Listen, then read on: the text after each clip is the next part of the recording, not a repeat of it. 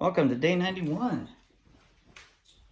We are in Judges finally, so what a great time.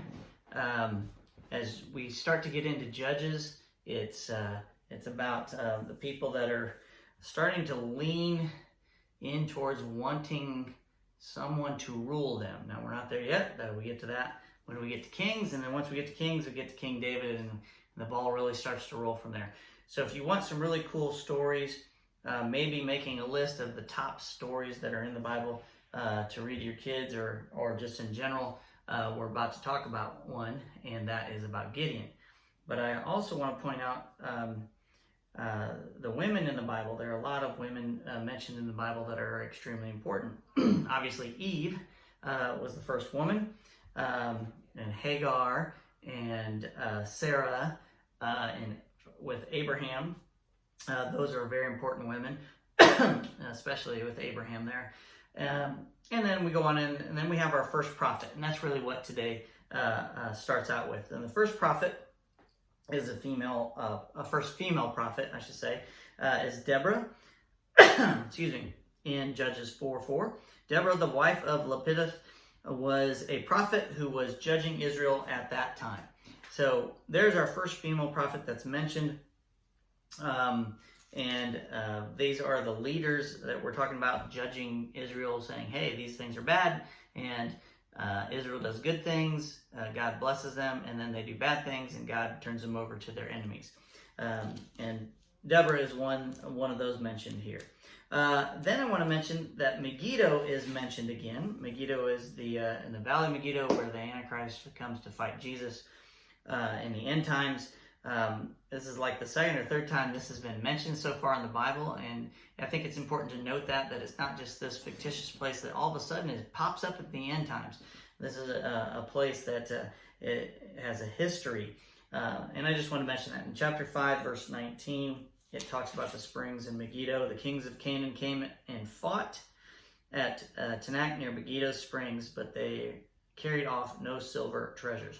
The point there is, there's another area, example of war taking place or some fighting taking place in Megiddo. So it must be a place that is open where they can meet and fight. So now we get into Gideon, and we'll be talking about this today and tomorrow, and then some probably.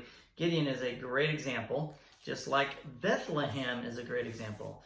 Bethlehem was a small city. Also,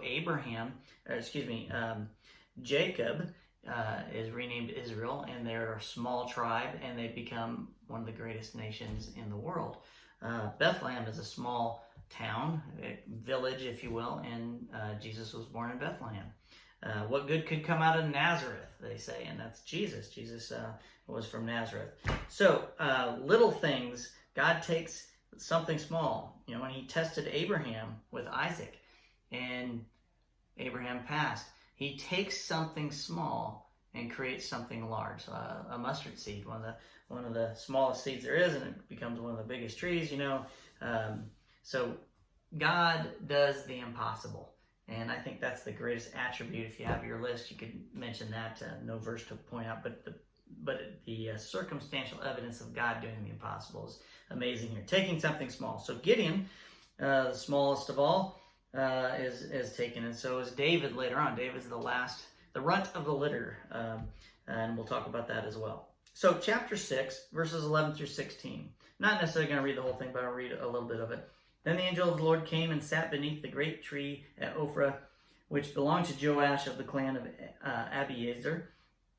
Gideon, son of Joash, was threshing wheat at the bottom of a winepress to hide the grain from the Midianites. So you got to understand, they don't have a lot of food.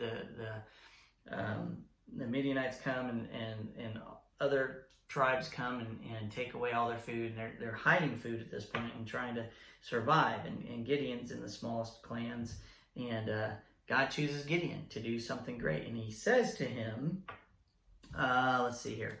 But Lord,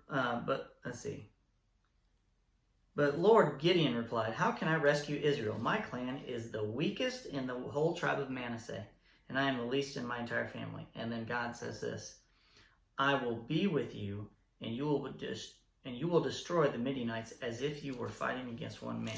And the story of that is amazing, and it's not in today's reading, it's in another reading. And then the last thing we'll talk about is the number 7 again, and amazing that the number keeps popping up. Let's see here, in chapter 6, verse 25. That night the Lord said to Gideon, take the second bull from your father's herd, the one that is 7 years old. Pull down your father's altar to Baal and cut down the Asherah pole standing beside it. It didn't take long, as soon as Joshua died, that Israel started turning their backs on God. And they'd been rebellious all along. So there's a number for your list of 7. The bull was 7 years old, and he picked that one over the other ones. I don't know why. That's the one he picked. So that is day 91. Have a great day.